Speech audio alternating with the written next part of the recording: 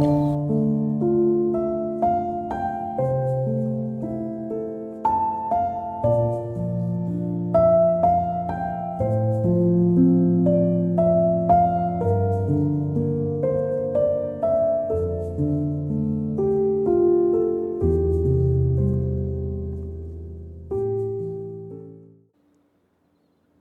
photographer friends I haven't met yet, and maybe a few I have.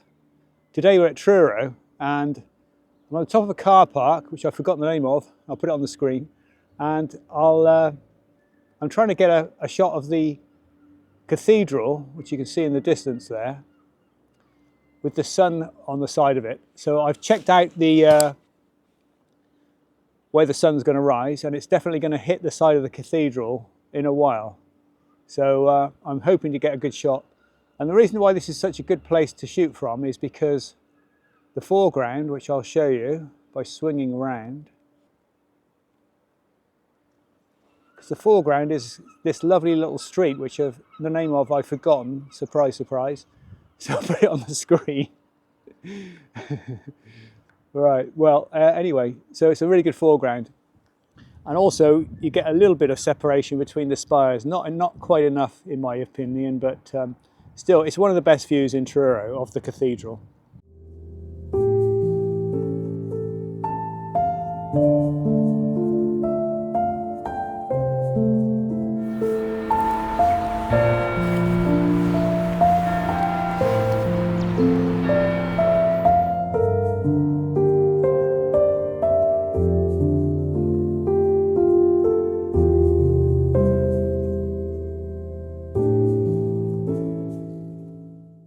So Truro is the only city in Cornwall, and it does have a lot of photographic opportunity, not just in the city. I'm going to show you the surrounding areas as well, some of which, unless you live down in Cornwall, you probably won't have even heard of.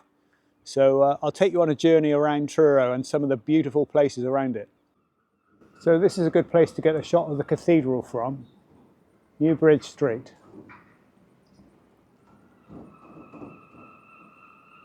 So I'm on New Bridge Street, and I'll just point the camera around so you can see the view I've got. So it's a great view of the cathedral. Ideally you need the tide in, because otherwise the river's just basically a load of mud. But it's a really good viewpoint, and when the sun's rising like it is now, this is January, and it's about 9:30 a.m. So you can see how it's got some good possibilities for images. So with a difficult shot like this, you've got a very bright cathedral and very dark foreground in the river. Some people would use a graduated filter here so that they can darken the sky down to balance out the exposure. But I don't see the point in carrying a load of filters around, so I just do it all in post-processing in Photoshop.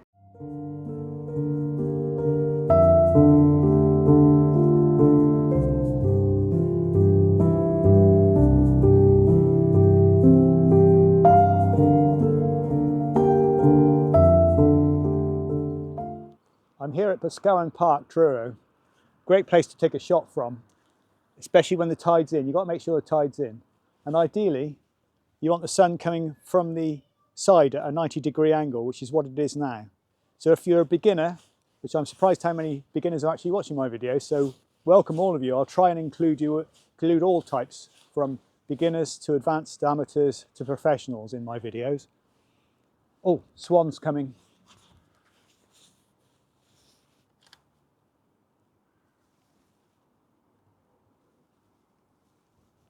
Never mind, I missed the swan.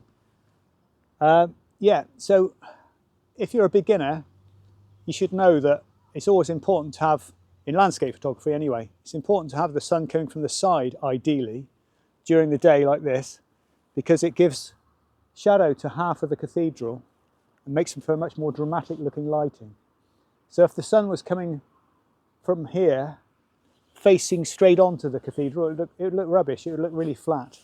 Whereas from the side, like it is now, you can see that one side of the cathedral has got nice shadow on it, which gives it good modelling, as it's called in the trade. So it makes the cathedral look more dramatic. So you can plan your shoots I use an app called Photographer's Ephemeris on my desktop at home. So I just look it up. It tells you exactly where the sun's going to be at what time of day, so you can figure it all out. And any advanced amateur or professional who's watching this already knows that with landscape photography, a lot of it is about planning. Don't just think, oh, I'll go out for the day and take some pictures. Have a good plan of what you're going to do. You'll get much more successful results.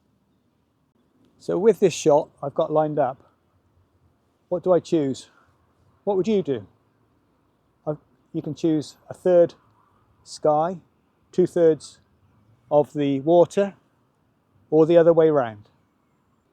I ended up choosing a third of the water, so I got the gorgeous reflection, and then 2/3 of the sky because the clouds are so good at the moment.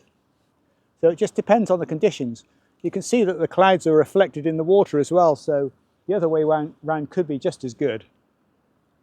Or you could just shoot with a panoramic in mind and crop the top and bottom of your frame. If you're going to come to Boscawen Park, I would recommend having a look at Sunny Corner, which is just literally around the corner, which has got some great views of some rolling hills.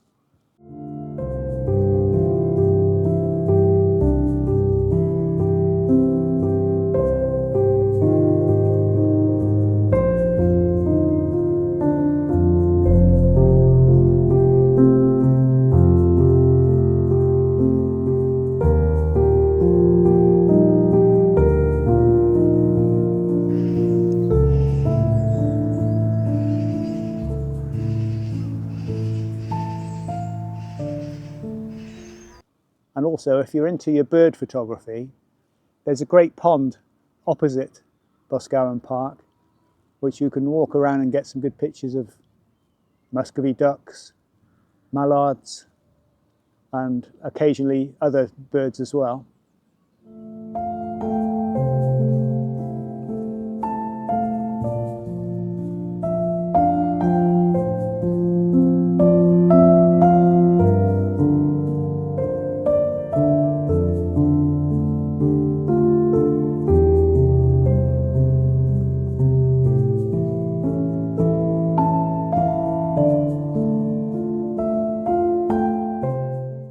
The interior of the cathedral is quite beautiful, but you will need to buy a permit, which is £5 at the moment from the cathedral office. It's a great cathedral, and it's the last one to be built in this country. You'll need a wide-angle lens for the cathedral interior. I used a 17mm for most of these shots, I think, but I'd recommend bringing a wider one even if you've got it.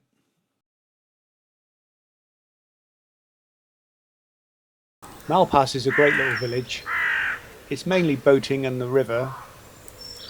It's a great place at dawn and sunrise when you can get some mist on the water.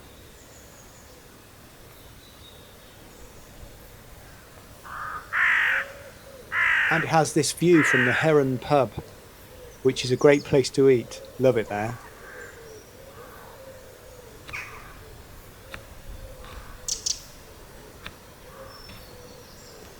St Clement's a lovely little village with thatched cottages and the like. It's quite small, it's right by the river, and you have to make sure the tide's in, otherwise it's just a load of mud, but that's the same as a lot of these locations. They're all tidal around Truro.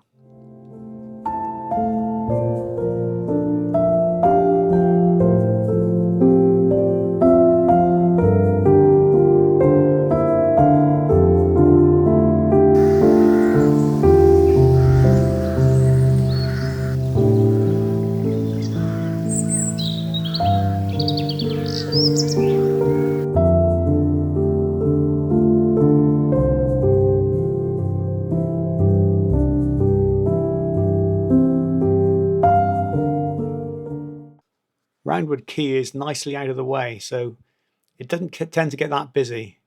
But like most of these other locations that I'm showing you, it's definitely better with the tide in.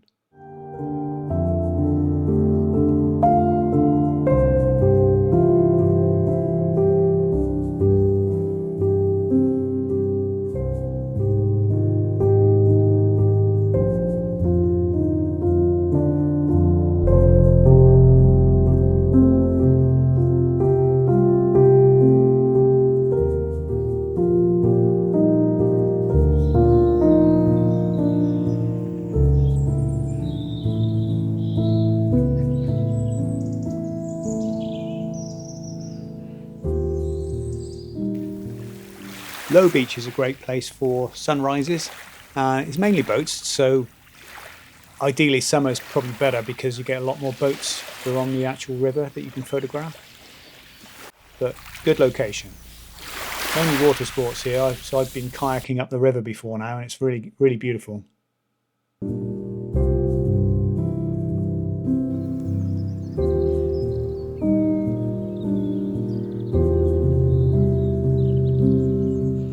These images of the village of Point were taken from Devon, which is the next place I'm going to show you.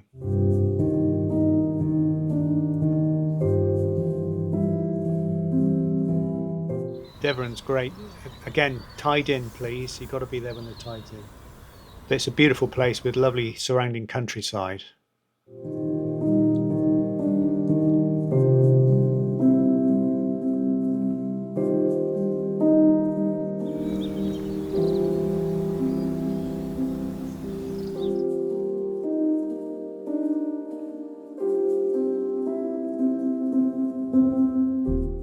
Old Quay Church. What a great place this is. It's a ruined church tower. Idlis Woods is great, although I definitely prefer it in spring, summer or autumn.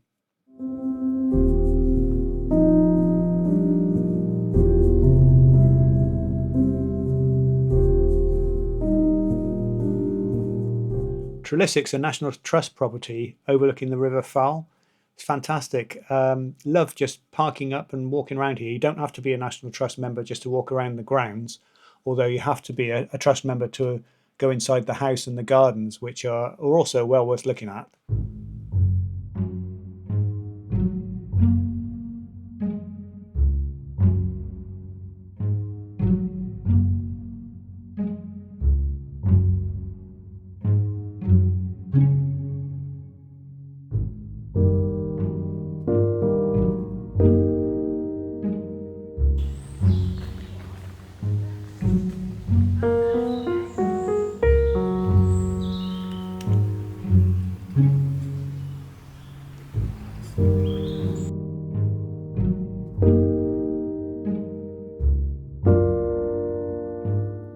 They light up the gardens in winter, so it's a recommended visit.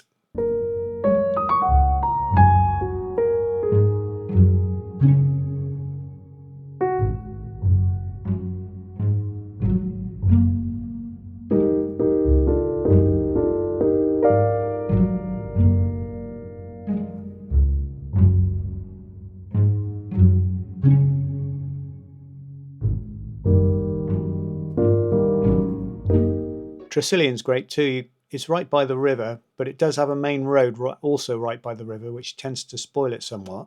But the surrounding countryside is fabulous.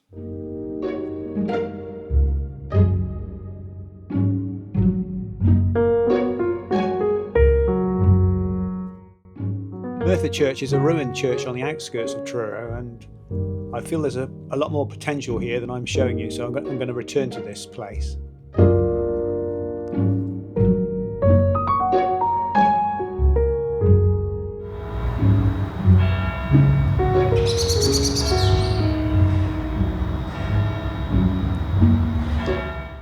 And back to the city itself, it's a great place at night. Absolutely love it. As you probably know if you've seen my previous videos, I prefer it when there's some light in the sky, so I like to get here in the blue hour, which is dusk really, just before it gets pitch black.